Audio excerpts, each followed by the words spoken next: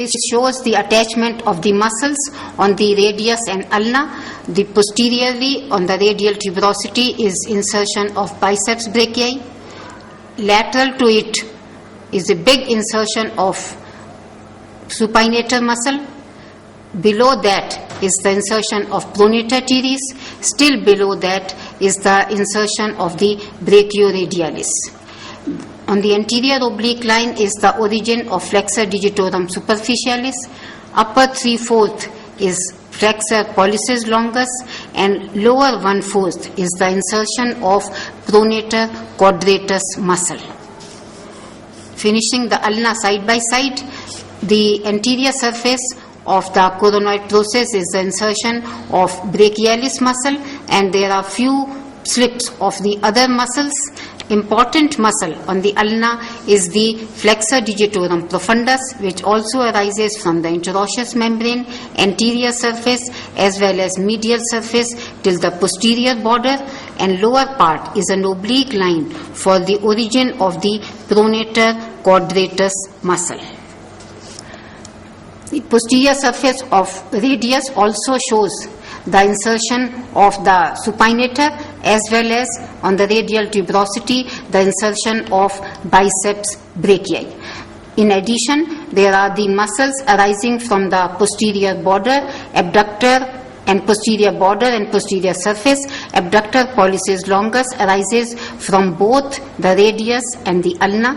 Extensor pollicis brevis only from the radius and interosseous membrane, whereas extensor pollicis longus from only the ulna and the interosseous membrane, and extensor indicis also only from the posterior surface of ulna and the interosseous membrane. And here the huge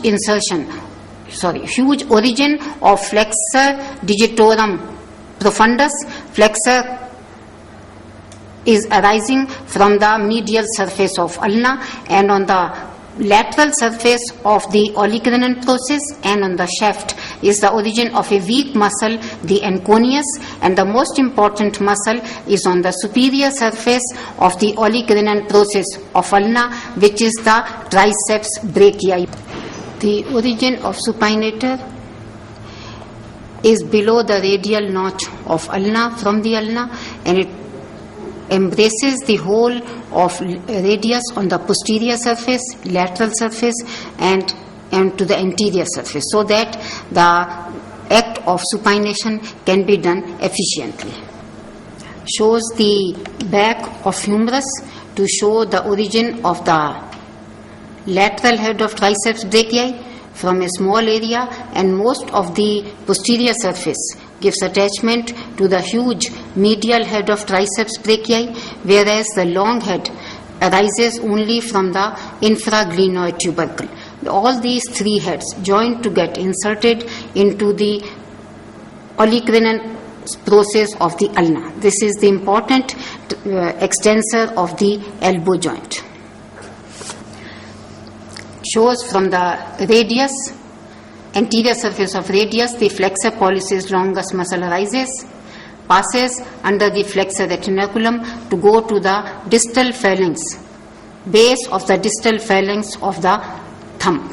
And the huge muscle, the flexor digitorum profundus, arises, passes again under the flexor retinaculum, divides into 4 tendons, and they pass straight to the base of the distal phalanx of the index finger, middle finger, ring finger, and the little finger.